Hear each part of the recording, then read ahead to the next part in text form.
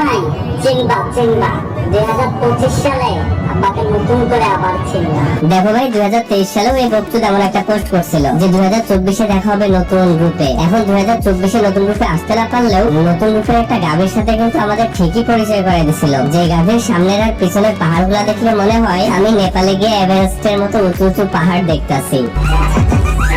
দেখো ভাই অপু 2024-এ নতুন রূপে ব্যাক না করতে পারলেও খুব সহজেই কিন্তু আমাদের পাহাড় পর্বত সমুদ্র একসাথে দেখার সুব্যবস্থা করে দিয়েছে। আর এখান থেকেই বোঝা যায় অপু ভাইয়ের ঢোল অনেক বড়।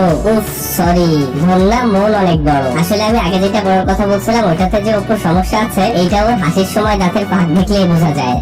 এখন তোমরা বলতে পারো অপুর রাডারের সমস্যা হইলে অপু যে গাভীটারে নিয়ে ভিডিও বানাই তার সামনে এমন পাহাড় পর্বত আর মাঝে সমুদ্র হইলো কেমনে? দেখো ভাই একটা কথা বলি, এইগুলা হইতেছে যে দুবাইয়ের শেখদের কামাল। তারাই দিনের পর দিন পরিশ্রম করে এমন পাহাড় পর্বত সমুদ্র বানিয়ে অপুর হাতে ধরিয়ে দিয়েছে। আর অপু বিনা পয়সায় ফ্রিতেই সেটা আমাদেরকে দেখাইতেছে। মানে অপু তার ফ্যান ফলোয়ারদের জন্য এই সুযোগটা করে দিয়েছে। কারণ ওই যে বললাম অপুর মনটা অনেক বড়, এই জন্যই সে তার যেসব অডিয়েন্সরা টাকার অভাবে ট্যুরে গিয়ে পাহাড় পর্বত সমুদ্র দেখতে পারতেছে না তাদেরকে বিনা পয়সায় তার গাভীর সামনের পিছনের পাহাড় আর মাঝের সমুদ্র দেখাইতেছে।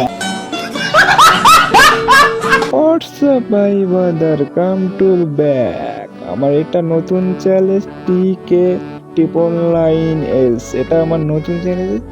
এই চ্যালেঞ্জে সবাই একটি লাইক একটি সাবস্ক্রাইব করে দিয়ে দাও আর পাশে থাকা বেল আইকনটি বাজিয়ে দিয়ে দাও। পরবর্তী আপডেটে আমি এই ভিডিওর পার্ট 2 দেব।